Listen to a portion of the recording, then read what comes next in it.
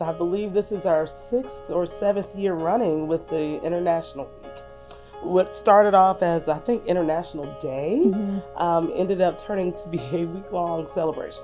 We get this unique opportunity to celebrate the diversity of our students and our diversity within our school communities. We've had guest artists. We then grew it to have interviews where students were interviewing their parents so that we could learn more and kind of create more community with it. So it wasn't just a presentation, but it was more conversation, so we get to know the families and where they're from and why it's important to them a little bit more. Yasu Ishida, we asked him to come perform for us, and he is all about Japanese culture, storytelling through magic and then origami. And so he did a performance for K through 5, talking a little bit about Japanese culture and traditions. And then we had workshops for 2nd and 5th grade where they got to make origami with him. And he's an amazing, amazing performer and artist. He's performed all over the world, all over the States. He's just fantastic. And the coolest thing about it is our 2nd and 5th grade, they study Asia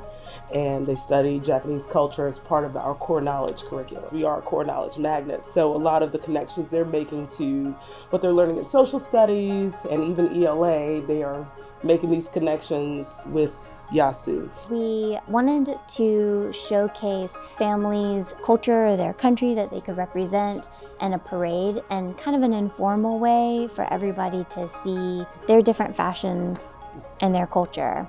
In the past, we've had some parents bring foods for all the students to sample. And so this year we reached out to parents again. We had 3 donations from parents making food of their culture for their students. And we also paired up with 2 different high schools and R2I2, and they also made an international dish. And so we tell the kids where it's from, how it's eaten, where the country is, and then have them sample each item. And it's just really great to see them open up their horizons and try new foods. Like one of the kids, he was like, I don't think I'm gonna like that. And he was in 4th grade, and we gave him a little spoonful anyway. And when he was walking away, he was like, oh, that was so good. And so just seeing like little things like that, because, you know, food and arts are one of those things that bring people together and kind of bridge that gap. And so it makes someone who may look and sound different to you not be so different after all. You know, it just kind of brings that connection to you and creates that bond. And our students are so proud when their countries are represented.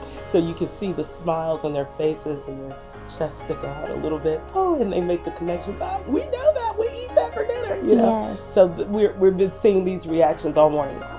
It's just been such a privilege to be able to do this, especially grow it together. And it's just such a special event. It's such a special week.